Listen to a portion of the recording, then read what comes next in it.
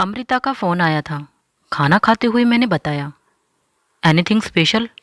उसके पापा ने पूछा। हाँ, स्पेशल ही समझ लीजिए। कल हफ्ते भर के लिए जापान जा रही है। जापान जा रही है? बच्चों को छोड़कर? इनके स्वर में घोर आश्चर्य था। बच्चों को तो पहले से ही छोड़ा हुआ है। जापान जाए या जर्मनी, क्या फ़र्क पड़ता है। फ़ोन तो यह बताने के लिए किया था कि इस वीकेंड पर बच्चों को नहीं ले जा सकेंगे। क्यों, कार्तिक भी जा रहा है क्या? वो तो नहीं जा रहा, पर अकेले बच्चों को कैसे संभालेगा। ये थोड़ी देर चुप रहे, फिर बोले। आनंद ठीक ही कहता है। इन लोगों को आप जब तक अपनी जिम्मेदारियों का एहसास नहीं कराएंगे, इन्हें अकल नहीं आएगी।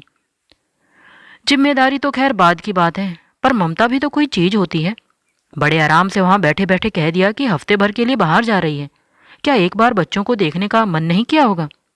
मैंने तो कहा भी कि यहाँ आ जाओ, घड़ी भर बच्चों के साथ बैठ लो, तो बोली, मम्मी बिल्कुल टाइम नहीं है, सुबह ही निकलना है और अभी मेरी सारी पैकिंग बाकी है।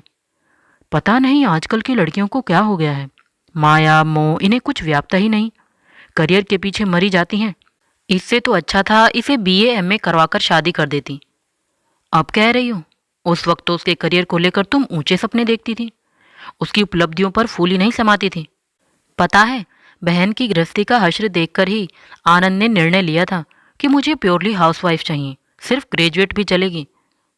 सच, फर्स्ट क्लास एमएससी है नेहा, पर घर में ही खुश है। ऐश्वर्या के जन्म के बाद तो उसकी दुनिया और भी छोटी हो गई है। घड़ी ने 10 बजाए तब जाकर होश आया कि हम लोग 45 मिनट से खाने की मेज पर बैठे हुए हैं। खाना तो कब का खत्म हो गया था, पर हमारी बातें, हमारा बिसूरना खत्म नहीं हो रहा था। मैंने टेबल समेटा, खाना उठाकर फ्रिज में रखा, पानी की बोतलें भरी, फिर गैस पर दूध चढ़ाकर ताला डालने चली गई। गेट बंद करके बच्चों की बॉटल्स भरी। 10 बजे उन्हें आखिरी फीड देती हूँ, नींद में ही अच्छे से पी लेते हैं। फिर दोनों को सूसू करवा कर सुला दिया। उनकी कॉट के पास खड़े होकर देर तक उन्हें निर्निमेष देखती रही। इतने प्यारे बच्चे हैं, पता नहीं माँ इन्हें देखे बिना कैसे रह लेती है।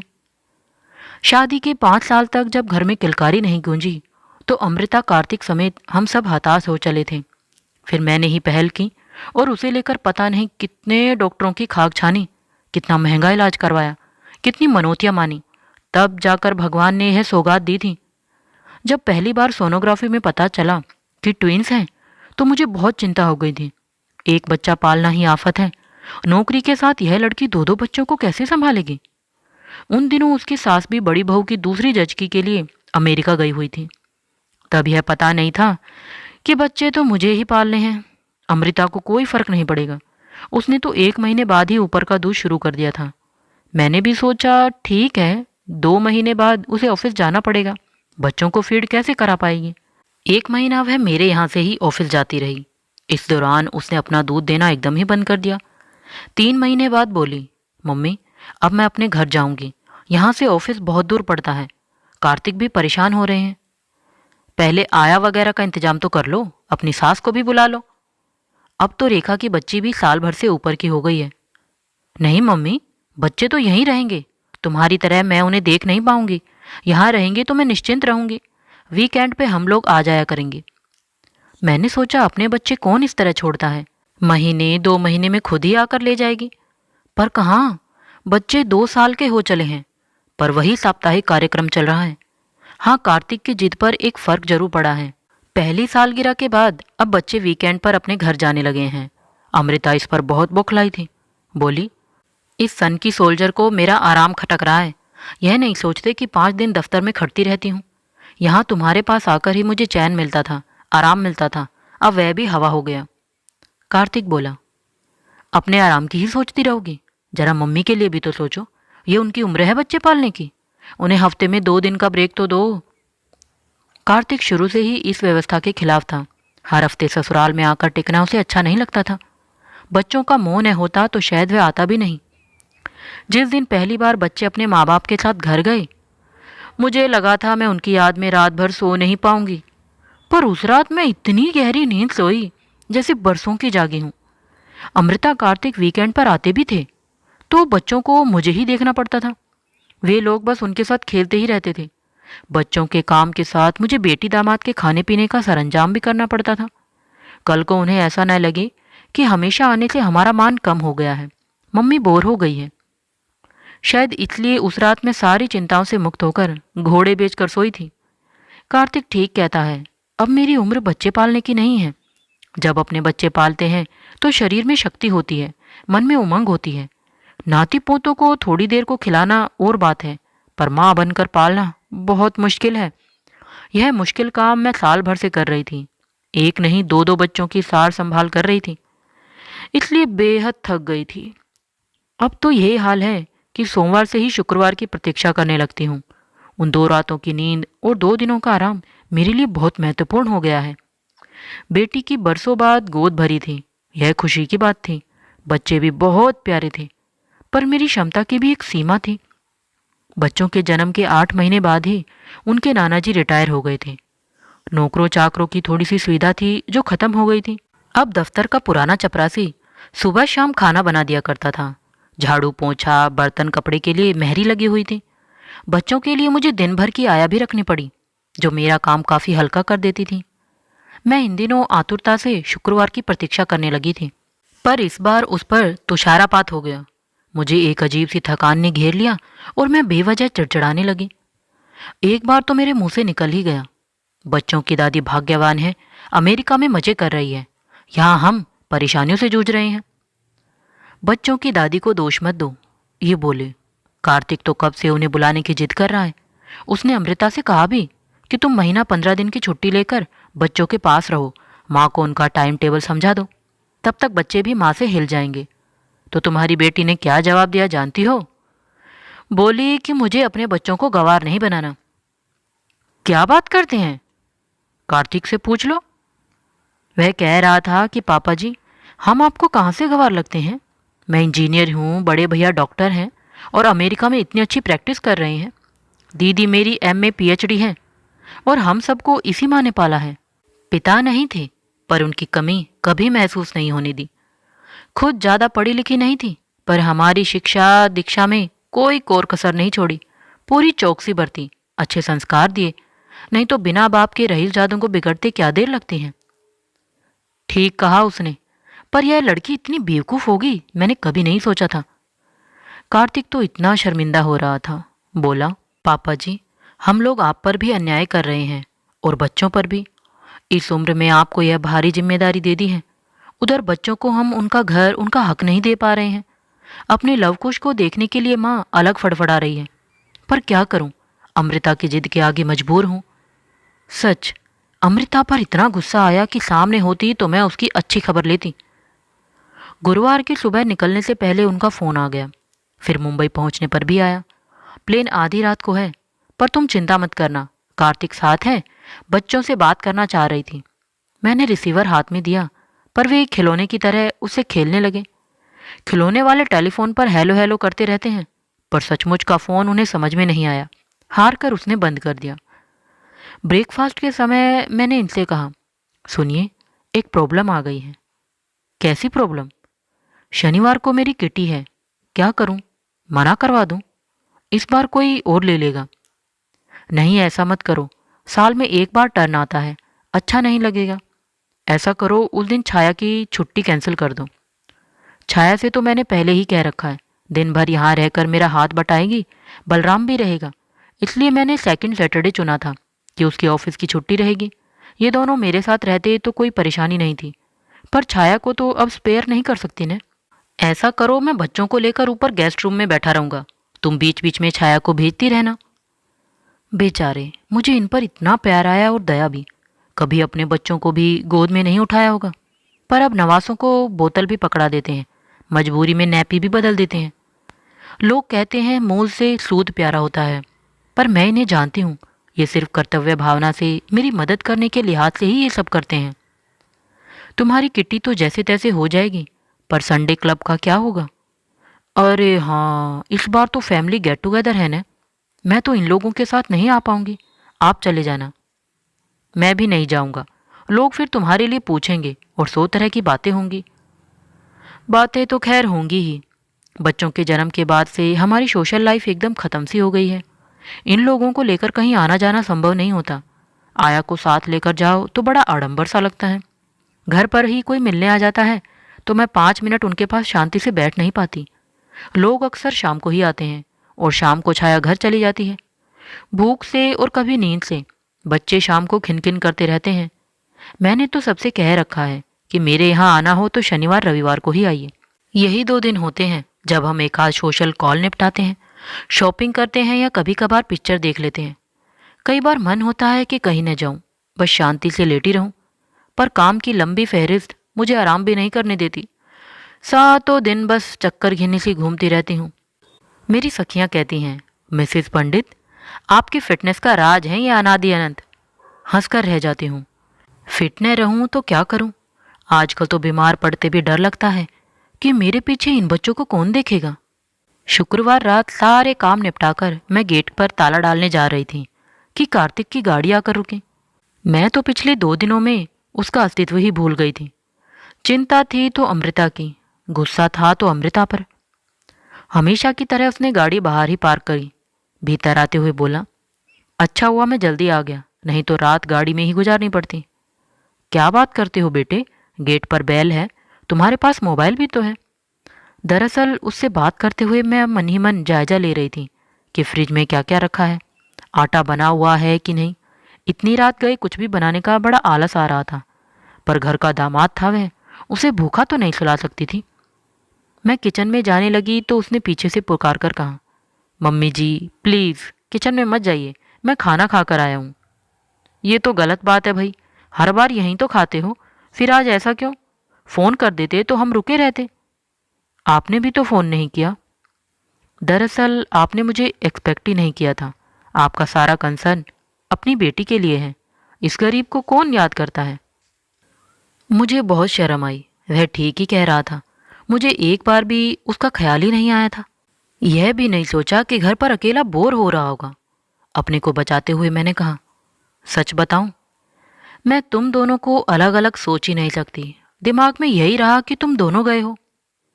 पापा जी, कैन यू बिलीव इट? ये हंस दिए। मुंबई तक तो गए ही थे न, लौटने की तो हमें खबर ही नहीं मिली। मैं तो सुबह ही लौट आया था, मेरी छुट्टी थोड़ी ही थी। फिर मुझसे पूछा, चुन्नू मुन्नू सो गए क्या? वे तो 9 बजे ही सो जाते हैं। जगा दूं तो नाराज तो नहीं होंगी? परेशान करेंगी तो मैं संभाल लूंगा। तब तक आप कॉफ़ी बना लीजिए प्लीज़। कॉफ़ी बनाकर लाई तब तक ड्राइंग रूम में खिलौनों का ढेर लग गया था। दोनों बच्चे कार्तिक की गोद में चढ़े हुए थे, एकदम खुश और चुस्त। नींद का कहीं नामो निशान नहीं था। अरे अब तो ये पूरा वाक्य बोलने लगे हैं, कार्तिक ने खुश होकर कहा। मैं जब भी आता हूँ इनके शब्दकोश में 2-4 शब्दों की बढ़ोतरी ही पाता हूँ।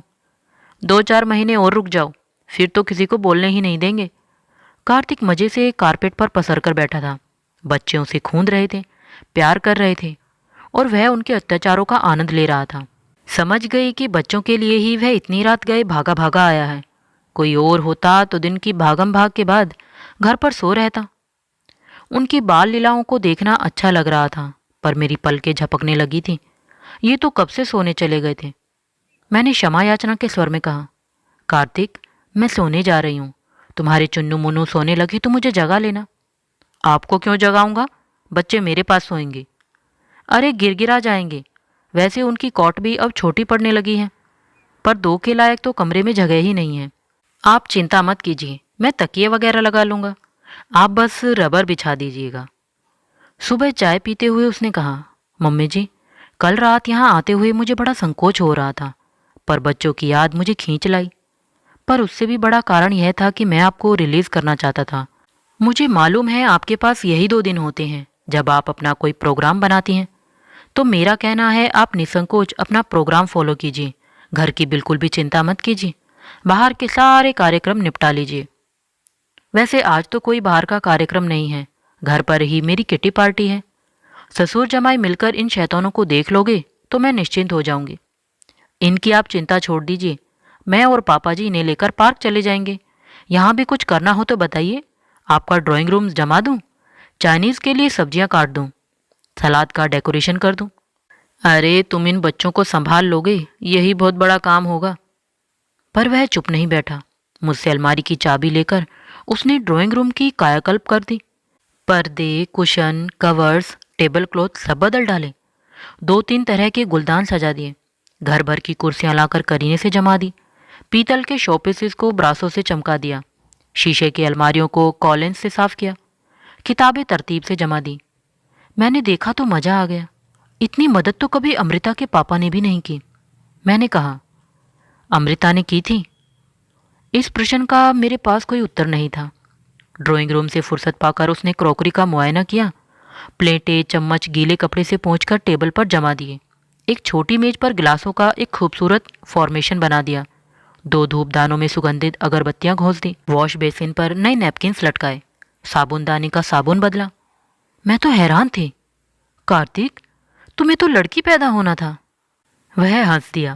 माँ के साथ करवाता रहा हूं ना। दीदी की शादी के बाद घर में हम दोनों भूतनाथ ही थे। फिर बड़े भैया भी पढ़ने बाहर चले गए, इसलिए मैं सब सीख गया, सीखना ही पड़ा। 4 बजे बच्चों के पापा और नाना बाहर चले गए। मेरे लिए कोई टेंशन नहीं रहा। मेरी पार्टी बहुत शानदार तरीके से संपन्न हो गई। यूँ तो इन्होंने आश्वासन दिया था कि बच्चों की चिंता मत करो, मैं संभाल लूँगा, पर मुझे इन पर भरोसा नहीं था। कार्तिक के आने से मैं एकदम निश्चिंत हो गई। शाम को लौटते ही उसने कहा, मम्मी जी, रात के खाने का कोई झंझट मत कीजिए। आपकी किट्टी का थोड़ा सा प्रसाद तो बचा ही होगा, बाकी हम ले आए हैं। अब आप एकदम आराम कीजिए। सच, इतना आराम तो मुझे बरसों से नहीं मिला था।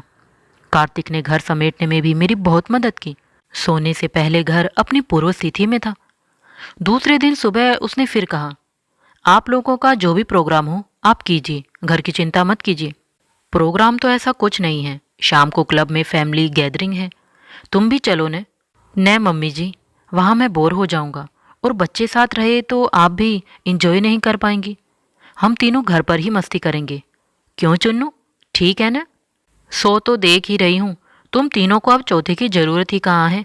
इन शैतानों को देखो, कल से तुम्हारे आसपास ही मंडरा रहे हैं। नानी को तो जैसे भूल ही गए हैं। नानी से तो रोज ही मिलते हैं, पापा जी से तो पूरे हफ्ते बाद मुलाकात होती है। मुन्नू, मैं ठीक कह रहा हूँ ने? हफ्ते भर बाद मिलते हैं, फिर भी बच्चे तुमसे कितना हिले हुए हैं। खून की कशिश इसी को तो कहते हैं। खैर, वो कशिश तो होगी ही, पर असल बात यह है कि वहाँ भी वे ज़्यादातर मेरे पास ही रहते हैं, इसलिए दोस्ती गहरी है। क्यों, मम्मी से नहीं पटती क्या? अब आप अमृता को तो जानती हैं, उसमें पेशेंस जरा भी नहीं है। अब बच्चे कोई चाबी वाला खिलौना तो नहीं है। उनका अपना मूड होता है, विम्स होती हैं, ज़रूरतें होती हैं। पर अमृता इन बातों को समझती नहीं, बहुत जल्दी इरिटेट हो जाती है। वैसे पिछले दिनों ऑफिस में वर्कलोड भी ज़्यादा था, इसलिए थक भी जाती थी।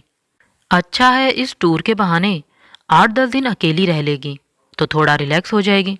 जानती हैं, आज दिन में 3 बार फ़ोन करके इन लोगों का हालचाल पूछती रही है। मैंने मन में कहा, अमृता, तुम नहीं जानती कि तुम कितने भाग्यवान हो। ऐसा समझदार और संवेदनशील पति हर किसी को नसीब नहीं होता। क्लब का परिवार सम्मेलन हमेशा की तरह खुशी भी दे गया और उदास भी कर गया। झा साहब को एक कोने में अकेले चुपचाप बैठे देखा तो बरबस मिसिस झा का हंसता हुआ चेहरा याद आ गया। देश पांडे लोग बहुत बुझे बुझे से लगे। दूसरा बेटा भी ऑस्ट्रेलिया चला गया है।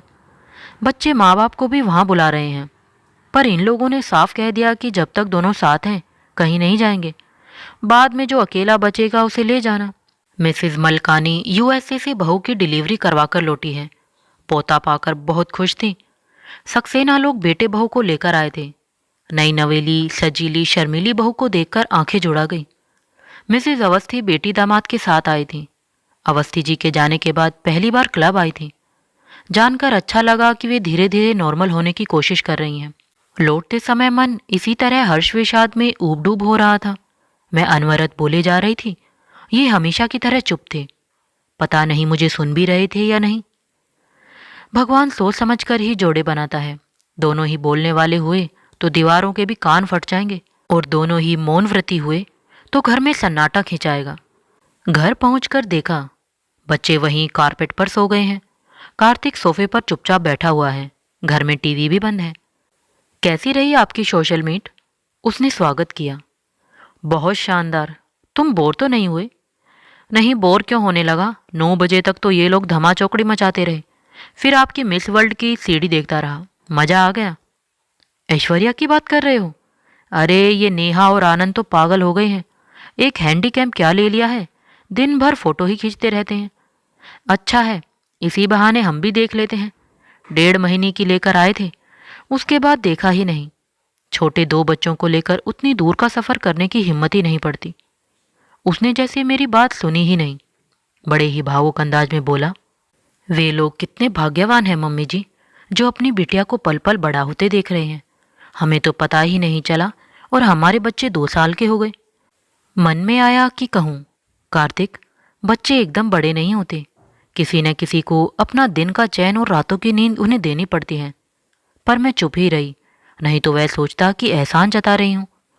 वैसे वह अपनी ही रो में कहे जा रहा था। मेरा एक दोस्त है मम्मी जी, उसकी बीवी ने तो तारीख वार हिसाब रखा हुआ है। कब पहली बार पलटी खाई, कब बैठना सीखा, कब पहला कदम रखा, कब पहला दांत निकला, कब पहला बोल फूटा, सब दर्ज है।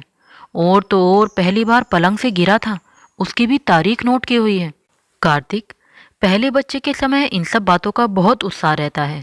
हमने भी अमृता के समय ये सारे चोंचले किए हैं। ये चोंचले नहीं है मम्मी जी, यादों को सहेजने का तरीका है यह। बुढ़ापे में जब माँ बाप अकेले छूट जाते हैं, तब यादों का यह जखीरा बड़ा साथ देता है। हम लोगों के पास तो सहेजने के लिए कुछ भी नहीं है। 8 दिन बाद मिलते हैं तो पता चलता है कि इस दौरान उन्होंने 4-5 नए शब्द सीख लिए हैं, 2-4 नई कारगुजारियां उनके नाम दर्ज हो चुकी हैं। कितने बड़े अनुभव से हम लोग वंचित रह जाते हैं। ये लोग भी हमें माँ बाप की तरह क्या जानते होंगे। उनके लिए तो हम हफ्तावार मिलने वाले कोई भद्र लोग हैं बस। मैं कोई सांत्वना पर बात कहने जा रही थी कि भीतर से आवाज आई, 12:30 बज रहे हैं, अब महफिल समाप्त करो, कार्तिक को सुबह उठना है। लो भाई, कर्फ्यू ऑर्डर लग गया, अब गुड नाइट करो। बच्चों को मैं ले जाऊं? आप एक को ले जाइए, छुटकू को मैं ले जाता हूँ। अन्नू को कॉट में सुलाते हुए मैंने कहा, कार्तिक बच्चों को लेकर कितना सेंटी हो रहा था, देखा? सेंटी? तुम भी बच्चों की तरह अमेरिकन इंग्लिश बोलने लगी हो क्या? सॉरी बाबा, कान पकड़े। बस, आप बात तो सुनते नहीं, शब्दों को पकड़कर बैठ जाते हैं। मैं सब सुन रहा हूँ, समझ रहा हूँ, और मुझे खुशी है कि तुम भी समझ रही हो। पूरी शाम तुम दूसरों के सुख दुख में भीगती रही, और मैं सोच रहा था कि जो घर में हो रहा है वह तुम्हें समझ में क्यों नहीं आता। घर में क्या हो रहा है? मैडम, कार्तिक सिर्फ बच्चों को लेकर ही सेंटी नहीं है, माँ को लेकर भी उतना ही परेशान है, दुखी है। वे वहाँ ऊब गई हैं। पराए देश में, पराए वातावरण में उनका दम घुट रहा है। घर के बाहर उनकी कोई दुनिया ही नहीं है, क्योंकि भाषा नहीं जानती। भैया ने इतनी मुश्किल से ग्रीन कार्ड बनवाया है, पर वे वापस आने के लिए छटपटा रही हैं। कार्तिक बोला कि बच्चों का बहाना करके मैं उन्हें बुला सकता हूँ, पर अगर बच्चे ननिहाल में ही बने रहे तो बड़े भैया को क्या जवाब दूंगा? माँ अगर यहाँ से भी ऊपर गांव चली गई तो भाभी के सामने मेरी क्या इज्जत रह जाएगी? ये उनका आपस का मामला है, हम इसमें क्या कर सकते हैं? कुछ तो करना ही होगा देवी जी, और वह आपको ही करना होगा। सुबह 5 बजे उठकर नाश्ते की तैयारी कर रही थी। कार्तिक किचन में घुसा और बोला, अरे मम्मी जी, आपने तो मेरा सारा प्लान ही ध्वस्त कर दिया। सोचा था चाय पीकर चुपचाप निकल जाऊंगा, आपको डिस्टर्ब नहीं करूंगा, पर आप तो मुझसे भी बाजी मार ले गई। भला इतनी सुबह उठने की क्या जरूरत थी? रात भी लेट सोई हैं, थोड़ा आराम से उठती ना। बच्चे वैसे ही दिन भर आपको हलकान किए रहते हैं। बच्चे तो हलकान करते ही हैं, तुम मेरे बच्चे नहीं हो क्या? वह चुप हो गया। मैंने कहा, बस 5 मिनट रुक जाओ, ये 2 पराठे उतार लेती हूँ, फिर चाय चढ़ाती हूँ। चाय तो मैं बना लूँगा, पर इतनी सुबह पराठे नहीं खा पाऊँगा, आप नाहक परेशान हो रही हैं। घर जाकर खा लेना, वहाँ जाकर भी तो ऑमलेट ब्रेड बनाओगे ही। उसने एक तरफ चाय का पानी चढ़ा दिया और बोला, माँ भी मेरे लिए इसी तरह मुँह अंधेरे उठकर पराठे सेका करती थी। मन हुआ कि कहूँ, मैं भी तो माँ ही हूँ, पर उसके बदले मैंने कहा, कार्तिक, आजकल माँ की याद बहुत आ रही है ने। उसने छिपाने का बिल्कुल प्रयास नहीं किया। बोला, हाँ, इस बार उन्हें देखे बहुत दिन हो गए हैं ना। हर हफ्ते वेब कैम पर उनकी मुलाकात होती है, पर उससे न उनका मन भरता है न मेरा। इतने दिनों तक हम लोग एक दूसरे से दूर नहीं रहे हैं। एक काम करो, माँ को बुला लो। वह चाय छान रहा था, एकदम चौंक पड़ा। चाय थोड़ी सी कप के बाहर छलक गई। मैंने जानबूझकर उस बात को अनदेखा किया और कहा, सच कह रही हूँ, माँ को बुला लो। वे 8-10 दिन मेरे पास रहेंगी, बच्चों से दोस्ती करेंगी, उनका टाइम टेबल समझ लेंगी। तब तक तुम एक अच्छी सी आया ढूंढ लेना, फिर बच्चों को और माँ को अपने घर ले जाना। वह कुछ देर तक इस प्रस्ताव पर सोचता रहा, फिर सूखी हंसी हंसकर बोला, लेकिन बिल्ली के गले में घंटा कौन बांधेगा? वह मुझ पर छोड़ दो। तुम्हें अपने ऊपर विश्वास है ना? फिर चिंता छोड़ दो। मैं बिटिया रानी से कह दूंगी। वी नीड ए ब्रेक भाई। हमारा भी मन बेटे के पास जाने को करता है। गुड़िया को भी दादा दादी के प्यार का हिस्सा मिलना चाहिए। फिर हाथ पैरों में ताकत है, आंखों में रोशनी है, तब तक थोड़ा घूम फिर लेंगे, बाद में तो लौटकर यहीं आना है। वह कुछ देर चुप रहा, फिर भीगे स्वर से बोला, thank you mummy, thank you very much, और तैयार होने चला गया। मैंने गेट का ताला खोला ही था और वह बैग लेकर बाहर आ गया। टाटा बाय बाय करके उसने गाड़ी स्टार्ट की। 4 कदम चली होगी कि फिर पीछे लौटी। मैं घर के भीतर जा ही रही थी, गाड़ी को लौटते हुए देख फिर रुक गई। शायद कुछ भूल गया है। उसने गाड़ी लाकर गेट के सीध में खड़ी की, खिड़की का कांच जरा सा गिराया और कहा, मम्मी जी, छुटकू ऊपर सो रहा है, जरा देख लीजिएगा। पल भर बाद ही गाड़ी सर से निकली और आंखों से ओझल हो गई। मैं देर तक लेकिन वहीं खड़ी रही। मेरे एकदम आंसू निकल आए थे और मैं कह रही थी, कार्तिक, काश तुम इन बच्चों की माँ होते।